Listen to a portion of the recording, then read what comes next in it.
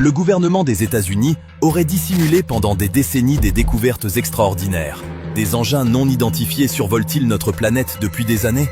Aujourd'hui, nous allons plonger au cœur de ce mystère troublant. La vérité, longtemps cachée, pourrait enfin être révélée. Témoignages militaires sur des objets volants non identifiés. Lors d'un événement à Washington, D.C. en juillet 2023, David Grusch, un ancien officier du renseignement de l'armée de l'air et ex-responsable du Pentagone, a fait une déclaration marquante. Il a affirmé que les États-Unis possèdent des engins spatiaux extraterrestres et des spécimens biologiques d'origine non terrestre.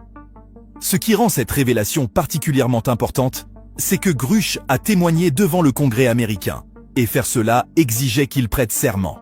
Cela signifie qu'il a fait ses déclarations avec la promesse de dire la vérité, risquant de graves conséquences juridiques, y compris des accusations de parjure s'il est découvert qu'il ment. Lors de l'audience, Grusch a fait plusieurs autres déclarations étonnantes. Il a affirmé que les États-Unis possèdent des objets volants non identifiés, ou OVNI, depuis les années 1930. Il a également révélé l'existence de programmes secrets américains depuis plusieurs décennies, visant à collecter et tenter de rétroconcevoir des ovnis accidentés. Lorsqu'on lui a demandé si les occupants de ces ovnis avaient été récupérés, il a révélé que le Pentagone détient ce qu'il a appelé des biologiques non humains, sans donner de détails précis sur ces entités. Grusch a également mentionné qu'il connaît personnellement des personnes ayant subi des blessures physiques en cherchant à garder secrète la détention par le gouvernement de technologies extraterrestres. Cependant, il a expliqué qu'il ne pouvait partager aucun détail spécifique, sauf dans un environnement hautement sécurisé et classifié, connu sous le nom d'installation d'informations compartimentées sensibles. Il est important de noter que Grusch n'a pas affirmé avoir personnellement été témoin des faits qu'il a évoqués. Il s'est appuyé sur des informations fournies par d'anciens officiers de renseignement de haut rang qui lui ont fait confiance. Il a également mentionné qu'il n'avait pas vu lui-même de photographies des prétendus OVNI. Bien que Grusch ne disposait pas de nombreuses preuves pour étayer ses affirmations, il est intéressant de noter que d'autres responsables des forces armées américaines ont eux aussi été confrontés à des ovnis.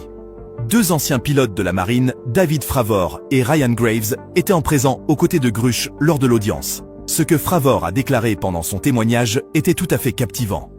Fravor était le commandant d'un escadron sur l'USS Nimitz lorsqu'il a vécu une expérience remarquable. En 2004, lors d'un vol au large de la côte sud de la Californie, il a aperçu un objet qu'il pouvait seulement décrire comme ressemblant à un tic-tac. À cette époque, un système radar très avancé sur un autre navire de leur groupe d'entraînement, l'USS Princeton, détectait quelque chose d'inhabituel. Les opérateurs du USS Princeton avaient détecté pendant plusieurs jours ce qu'ils appelaient des véhicules aériens anormaux, VAA. Ces VAA descendaient de 24 400 mètres à des altitudes beaucoup plus basses en une fraction de seconde.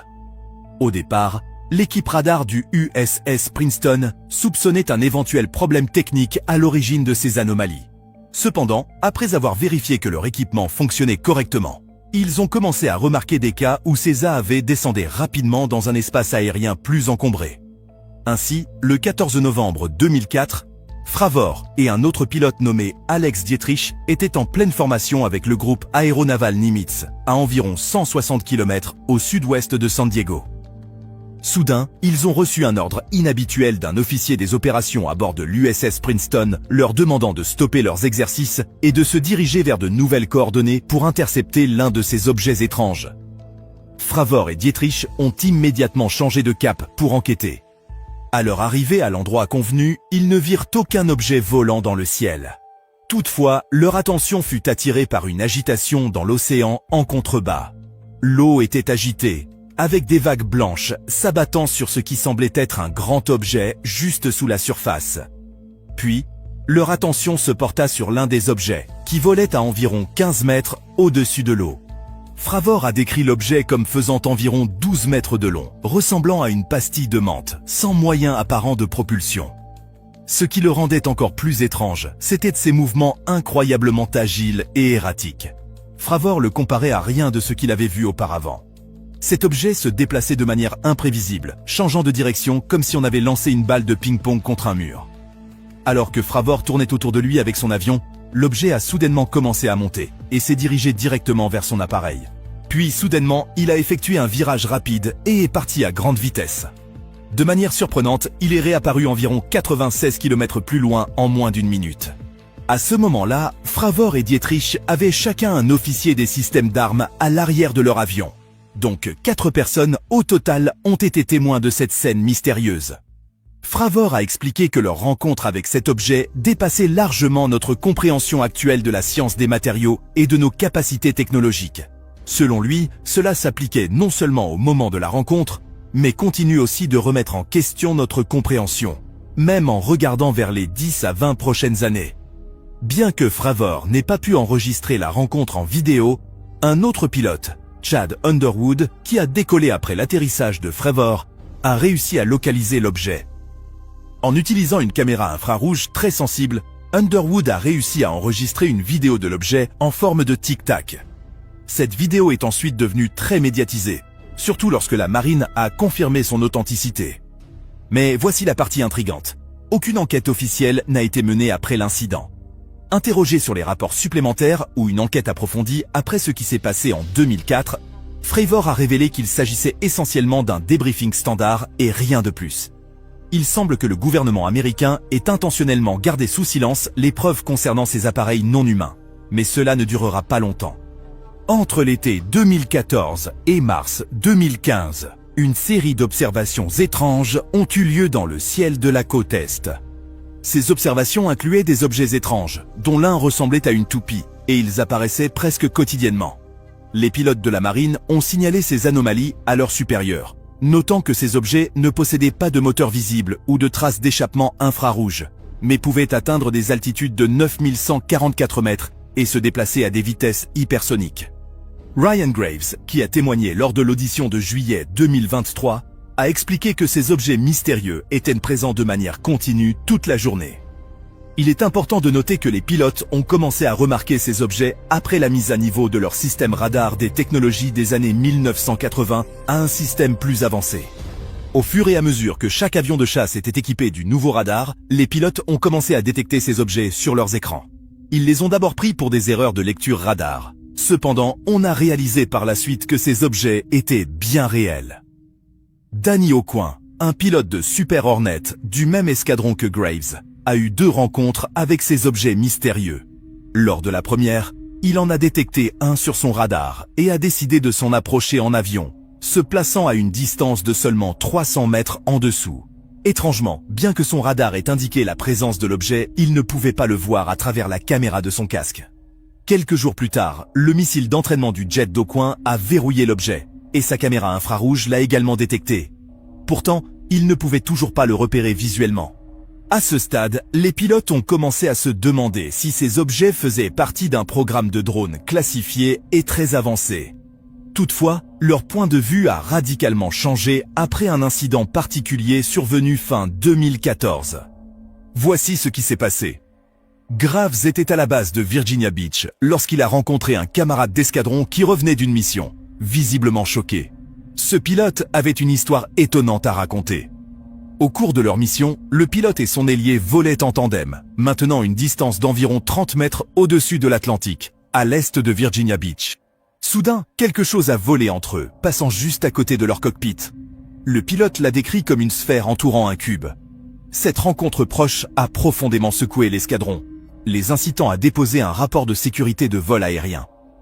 L'incident a non seulement ébranlé l'escadron, mais les a aussi convaincus que ces objets ne pouvaient ni faire partie d'un programme de drones classifié.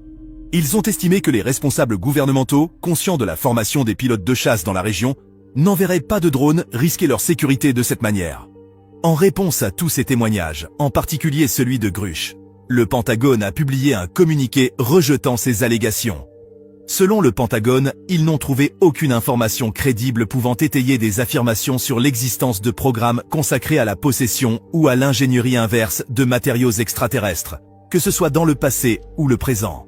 La NASA a également participé, soulignant que l'un de ses objectifs principaux est d'explorer la possibilité de vie au-delà de la Terre. Cependant, ils ont insisté sur le fait que jusqu'à présent, ils n'ont trouvé aucune preuve convaincante de vie extraterrestre. Et il n'existe aucune preuve que les objets en question soient d'origine extraterrestre. l'ET de Virginia. Ensuite, nous découvrons une histoire qui pourrait être confondue avec un film de science-fiction, mais qui est tout sauf fictive. En janvier 1996, les habitants de Virginia, au Brésil, ont été témoins d'un événement étrange. Ils ont vu un objet inhabituel en forme de cigare, de la taille approximative d'un autobus scolaire, descendre du ciel et s'écraser dans un champ. Peu après, les habitants de Virginia ont été surpris par l'arrivée d'une importante présence militaire dans la ville, sécurisant et bloquant plusieurs zones. Quelques jours plus tard, 3 femmes, âgées de 14 à 22 ans, se promenaient dans un espace vide entre 2 maisons lorsqu'elles ont rencontré une créature étrange. Elles l'ont décrite comme ayant une grosse tête. Sa peau avait des motifs semblables à des veines, et sa tête était parsemée de bosses. Ses yeux ressemblaient à 2 boules rouges. La créature, qui sera plus tard appelée l'ET de Virginia, semblait instable, ce qui a amené les femmes à penser qu'elle pourrait être blessée ou malade.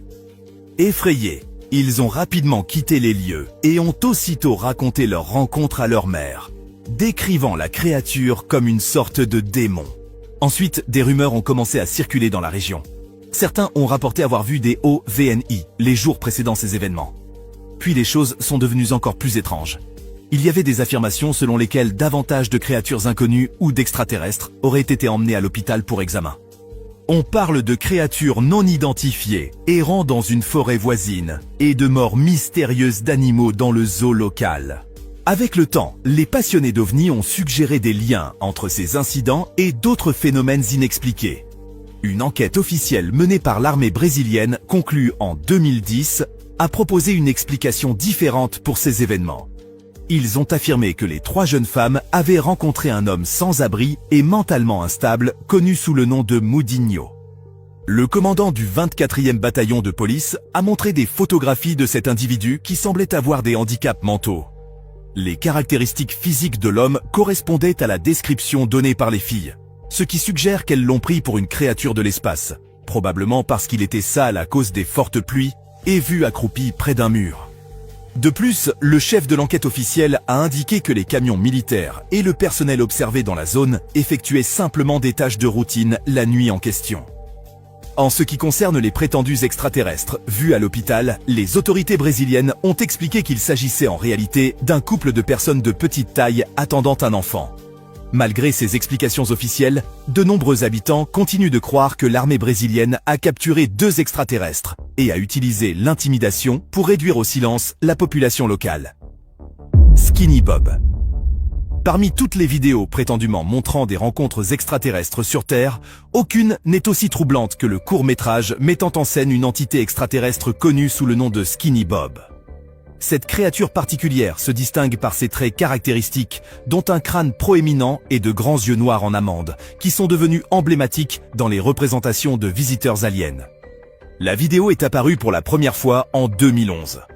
Elle a été partagée par un utilisateur anonyme de Reddit sous le pseudonyme Ivano135.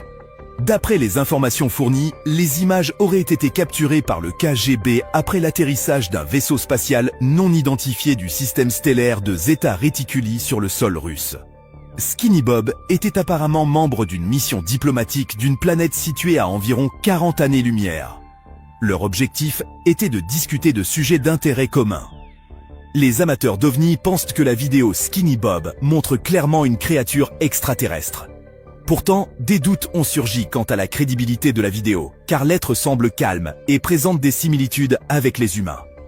Certains sceptiques soutiennent que les extraterrestres ne pourraient pas nous contacter à une distance aussi éloignée que 40 années-lumière. Selon Randy Sharp, un artiste spécialisé dans les effets vidéo, si cette séquence était une falsification, elle aurait nécessité un niveau de compétence et d'expertise en technologie générée par ordinateur qui dépassait les capacités de la moyenne des individus lors de sa production. Étonnamment, personne n'a tenté de tirer profit de ces images. Bien que des experts estiment que leur production aurait coûté environ 250 000 $. Maintenant, si Skinny Bob est effectivement un canular, cela soulève la question de savoir qui a orchestré cette tromperie et quelles auraient pu être leurs motivations. Il est maintenant temps pour le choix de l'abonné du jour. Les humains sont depuis longtemps fascinés par l'idée d'êtres extraterrestres venant de mondes lointains. Nous nous demandons, nous ressembleront-ils ou seront-ils complètement différents? Certains imaginent des créatures aux formes étranges, avec plusieurs membres, ou des couleurs inhabituelles. D'autres pensent qu'elles pourraient nous ressembler dans leurs traits fondamentaux. Concernant la technologie, nous ne pouvons que supposer. Certains imaginent des civilisations avancées, avec des machines incroyables et des connaissances bien au-delà des nôtres. D'autres pensent qu'elles pourraient être moins avancées, ou même plus primitives. Alors, à quoi pensez-vous que les extraterrestres ressembleront? Quelle technologie imaginez-vous qu'ils pourraient posséder? Partagez vos idées dans la section des commentaires. Vague d'ovnis en Belgique. Fin novembre 1989, des témoins en Belgique ont rapporté avoir observé un grand objet de forme triangulaire dans le ciel. Des lumières étaient visibles en dessous et l'engin planait.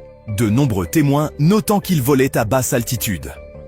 Quelques mois plus tard, le 30 mars 1990, vers 23 h, le superviseur du centre de contrôle à Gland a reçu des signalements de 3 lumières inhabituelles se déplaçant vers Torrambé-Jamblou, au sud-est de Bruxelles. Pendant cette période, certains témoins ont affirmé avoir pu voir le phénomène depuis le sol, décrivant une formation de lumière qui restait à leur position relative tout en se déplaçant lentement dans le ciel. En réponse à ces rapports, 2 avions de chasse F-16 ont été envoyés pour enquêter sur les lumières étranges. Au cours de l'heure suivante, les 2 F-16 ont tenté 9 fois d'intercepter les objets non identifiés. Ils ont réussi à les verrouiller avec le radar à 3 reprises. Après quelques incertitudes sur le radar, les appareils ont finalement regagné leur base peu après 1 h du matin. Les policiers locaux envoyés pour vérifier le premier rapport ont décrit avoir vu 4 lumières disposées en carré. Ces lumières faisaient des mouvements brefs et erratiques avant de s'éteindre progressivement dans 4 directions différentes. Ils ont également noté un léger bruit ressemblant à un moteur pendant cet événement. Environ 13 500 personnes auraient été témoins de cet événement, ce qui en fait l'une des observations d'OVNI les plus largement observées de ces dernières années. Bien que l'armée de l'air belge n'ait pas pu fournir une explication logique à l'activité étrange, elle a reconnu qu'un phénomène inexpliqué s'était produit dans le ciel. Ils ont sollicité l'aide du ministère de la Défense du Royaume-Uni pour approfondir l'enquête, mais il était clair que l'incident n'était pas hostile ou agressif. Ils ont donc décidé d'y mettre fin. OVNI de la forêt de Rendlesham. Il y a plus de 40 ans, un événement profond et mystérieux s'est déroulé par une froide nuit d'hiver. Cela s'est passé dans la forêt de Rendlesham, située dans le Suffolk, en Angleterre. Dans les limites boisées de la forêt de Rendlesham se trouvait la base aérienne de la RAF Woodbridge, utilisée pendant la Seconde Guerre mondiale. À cette époque, elle était sous le contrôle de l'armée de l'air des États-Unis. Ainsi, aux premières heures du matin du jour de Noël en 1980, le personnel de l'armée de l'air américaine a rapporté avoir vu des lumières inhabituelles descendre dans la forêt voisine. Au début, ils pensaient que la source de la lumière pouvait être un avion écrasé. Alors les hommes décidèrent d'aller voir. En entrant dans la forêt, ils entendirent des animaux d'une ferme voisine devenir très agités. En s'approchant de la source de l'agitation, ils virent ce qu'ils décriraient plus tard comme un objet lumineux avec des lumières colorées. Cet objet s'envola rapidement vers la côte voisine. À l'aube, lorsqu'ils sont retournés au même endroit, ils ont découvert une petite clairière avec 3 empreintes au sol formant un triangle. Ils ont aussi remarqué des traces de brûlures et des branches cassées sur les arbres environnants. 2 jours plus tard, le lieutenant-colonel Charles Zalt, le commandant adjoint de la base, a rejoint les militaires dans la forêt au petit matin. Plus tard, Halt documentera ces événements dans une note adressée au ministère de la Défense britannique. Il a été conduit à la clairière où ils avaient auparavant observé des marques au sol. À sa grande surprise, Halt a vécu des incidents similaires à ceux du lendemain de Noël. Les animaux de la ferme faisaient beaucoup de bruit et une lumière clignotante semblait descendre vers le groupe. Puis, Halt a vu 3 lumières mystérieuses. Elles apparaissaient comme des étoiles, mais flottaient juste au-dessus de l'horizon, émettant parfois des faisceaux lumineux. 2 semaines plus tard, Halt a transmis son mémo au ministère de la Défense du Royaume-Uni. Malgré quelques discussions non vérifiées et des spéculations, le grand public est resté dans l'ignorance des incidents de décembre 1980. Mais à la même période, 2 hommes en costume se sont approchés d'un forestier nommé Vince Turkettle. Ils ont commencé par lui poser de nombreuses questions sur ce qu'il aurait pu voir ces nuits-là. Comme Turkettle ne leur a fourni aucune information utile, les hommes ont fini par partir. 3 ans supplémentaires ont été nécessaires pour que le gouvernement américain publie le mémo. Une fois rendu public, l'histoire a fait sensation dans le monde entier. La forêt de Rendlesham a acquis le titre de capitale des OVNI du Royaume-Uni. Et cet événement a inspiré de nombreux livres, émissions de télévision et articles. Fort de cette nouvelle renommée, la Commission des forêts a même créé un sentier OVNI dans la forêt, avec une maquette de ce que les militaires américains affirmaient avoir vu. Cependant, la question demeure. Les événements observés les 26 et 28 décembre 1980 constituaient-ils réellement une rencontre avec un objet extraterrestre? Qu'en pensez-vous? L'incident OVNI de Levelland. En 1957, Levelland, une ville texane d'environ 10 000 habitants, a été le théâtre d'un événement que les ufologues considèrent comme l'un des plus remarquables de l'histoire des ovnis. Ce qui le distingue, c'est le nombre important de témoins ayant vécu ce phénomène dans un laps de temps relativement court. Que s'est-il exactement passé? Le soir du 2 novembre 1957, le bureau du shérif de Levelland a reçu un appel surprenant. Un homme inquiet a rapporté qu'il conduisait avec un ami sur une route rurale à environ 6 km à l'ouest de la ville lorsqu'ils ont assisté à un événement extraordinaire. Ils ont vu une énorme fusée sortir d'un champ et foncer vers leur camion. Craignant une collision imminente, les deux hommes ont quitté le camion et se sont réfugiés dans un fossé en bord de route. Alors que l'OVNI passait juste au-dessus du camion, un bruit tonitruant fit caler le moteur et éteignit les phares. Quelques secondes après la disparition de l'objet mystérieux, le moteur et les phares se rallumèrent.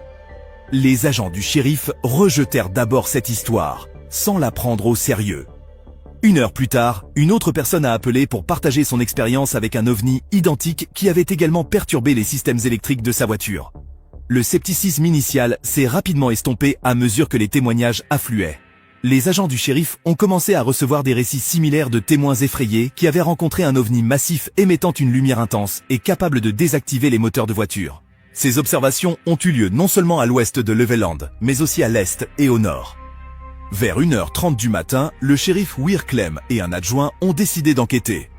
Ils ont repéré une lumière mystérieuse à environ 300 mètres devant eux. Peu après, Ray Jones, le responsable des pompiers de Levelland, a rencontré des problèmes mécaniques en voyant le même phénomène. L'explication officielle de l'armée de l'air était des éclairs en boule, mais cette explication pose problème. En général, la foudre en boule ne dépasse pas 1 mètre de diamètre et mesure habituellement quelques centimètres. Le projet Blue Book, dirigé par l'armée de l'air pour enquêter sur les observations d'OVNI de 1947 à 1969, suggérait qu'un orage électrique aurait pu se produire lors des observations. Cependant, il est important de noter qu'aucun orage n'a été signalé dans la région cette nuit-là. Mystère dans le ciel texan. Le 25 août 1951, lors d'une soirée estivale calme à Lubbock, Texas, un groupe de chercheurs du Texas Technical College s'est réuni dans le jardin du professeur de géologie, le Dr. Chez W.E. Robinson, ils prenaient le thé en discutant des micrométéorites. Vers 21h20, ses collègues universitaires ont assisté à un événement extraordinaire dans le ciel du Texas.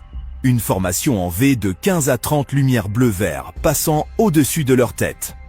Bien que stupéfaits, ils ont abordé l'observation avec leur esprit scientifique, pensant que les lumières pourraient réapparaître. En effet, environ 1 heure plus tard, les lumières sont revenues, cette fois dans une formation moins organisée. Tous les scientifiques ont alors convenu qu'ils avaient observé quelque chose de remarquable. Cependant, la grande question demeurait, qu'avaient-ils réellement observé? Les professeurs n'étaient pas les seuls témoins fiables de ces étranges lumières bleu-vert ce soir-là. À Albuquerque, au Nouveau-Mexique, environ 560 km de Lubbock, un employé de la Sandia Corporation, top secret et lié à la Commission de l'énergie atomique, était à l'extérieur avec son épouse au crépuscule. Ils admiraient le ciel nocturne, commentant sa beauté, lorsqu'ils furent soudainement surpris. Ils aperçurent un énorme avion qui survolait leur maison rapidement et silencieusement. Ce qui était particulièrement déroutant, c'était que sur les bords arrière des ailes, il y avait 6 à 8 paires de lumières bleuâtres légèrement lumineuses. Environ 1 heure plus tard, Edward Ruppelt, un rancher retraité de Lubbock, a partagé une observation troublante faite par sa femme. C'était juste après la tombée de la nuit lorsque sa femme est sortie pour retirer des draps de la corde à linge pendant qu'il était à l'intérieur, en train de lire le journal. À sa grande surprise, sa femme est rapidement retournée dans la maison, visiblement agitée. Elle était alarmée car elle avait vu un objet important se déplacer rapidement et sans bruit au-dessus de leur maison. Elle l'a décrit comme ressemblant à un avion, mais sans fuselage visible. Ce qui le rendait encore plus inhabituel, c'étaient les paires de lumières bleuâtres brillantes le long du bord arrière de ses ailes. Lorsque Ruppelt est arrivé à Lubbock fin septembre pour enquêter sur les observations, des centaines de résidents avaient déjà été témoins de ces lumières étranges pendant une période de 2 semaines. Cependant, tout le monde n'a pas attendu l'action du gouvernement. Par exemple, les professeurs de l'université Texas Tech ont pris l'initiative et ont alerté des journaux locaux comme le Lubbock Avalanche Journal. Ils ont commencé leur enquête informelle. Dans les semaines suivant leur observation initiale du 25 août, ils et leurs amis ont remarqué les lumières à 12 reprises supplémentaires. Ils ont même mesuré les angles des lumières, effectué des calculs approximatifs de leur vitesse et ont constaté que ces lumières se déplaçaient toujours du nord au sud. Munis de talkies-walkies, ces scientifiques et leurs amis ont formé 2 équipes pour essayer d'estimer l'altitude de l'OVNI, bien que leur succès ait été limité. Au fil des jours, un nombre croissant d'habitants de Lubbock ont signalé avoir vu ces lumières mystérieuses. Lorsque les professeurs ont comparé ces témoignages à leurs propres observations et enregistrements, de nombreux détails coïncidaient. Bien que tout le monde n'ait pas documenté le phénomène aussi minutieusement que les professeurs, il est devenu évident que quelque chose de réel se passait. Le projet Blue Book a examiné ces événements et a officiellement conclu que les lumières étaient causées par des oiseaux reflétant les nouveaux lampadaires à Lubbock. Cependant, de nombreux témoins ayant observé les lumières sont restés sceptiques, soutenant que les lumières se déplaçaient trop rapidement pour être des oiseaux. OVNI au-dessus de Chicago. Bien que Chicago ne soit pas généralement associé aux observations d'OVNI, l'aéroport O'Hare est devenu le centre d'une observation très médiatisée en novembre 2006. Un objet ressemblant à une soucoupe volante a été observé au-dessus du Hall C du terminal United. Les témoins comprenaient des pilotes, du personnel de la compagnie aérienne et des mécaniciens, avec la première observation signalée par un agent de piste de United vers 16h30. Divers témoins ont décrit l'objet comme gris foncé, mesurant de 1,8 à 7,3 mètres de diamètre. Certains l'ont vu tourner comme un frisbee, tandis que d'autres ont remarqué qu'il ne tournait pas du tout. Cependant, tous les témoins ont convenu que l'objet était totalement silencieux et semblait juste en dessous de la couverture nuageuse de 580 mètres avant de s'élancer soudainement dans les nuages, laissant derrière lui un trou circulaire dans la formation nuageuse. Curieusement, ce trou semblait se refermer peu après le départ de l'objet. L'objet n'a pas été détecté par les contrôleurs aériens et n'est pas apparu sur le radar. Cet incident a attiré l'attention des principaux médias et a conduit à une réévaluation du phénomène OVNI, bien que ni l'administration fédérale de l'aviation ni la compagnie aérienne n'aient souhaité poursuivre l'enquête. L'administration fédérale de l'aviation l'a qualifié d'événement lié aux conditions météorologiques. Cependant, Mark Rudiger, le directeur scientifique du Centre d'études sur les OVNI, estime que la possible présence d'un engin extraterrestre dans leur voisinage est un mystère qui mérite d'être exploré davantage. Les enquêteurs d'OVNI ont exprimé des inquiétudes concernant la décision de la FAA de ne pas enquêter sur l'incident, qu'ils considèrent comme un manquement à la responsabilité de l'agence d'examiner les potentielles failles de sécurité dans les aéroports américains, comme cela a été le cas à O'Hare. Le Chicago Tribune a rapporté que certains témoins ont exprimé leur mécontentement face à la réticence des autorités fédérales à mener une enquête plus approfondie. N'oubliez pas le pouce en l'air si la vidéo vous a plu. Et surtout, abonnez-vous et activez la cloche des notifications.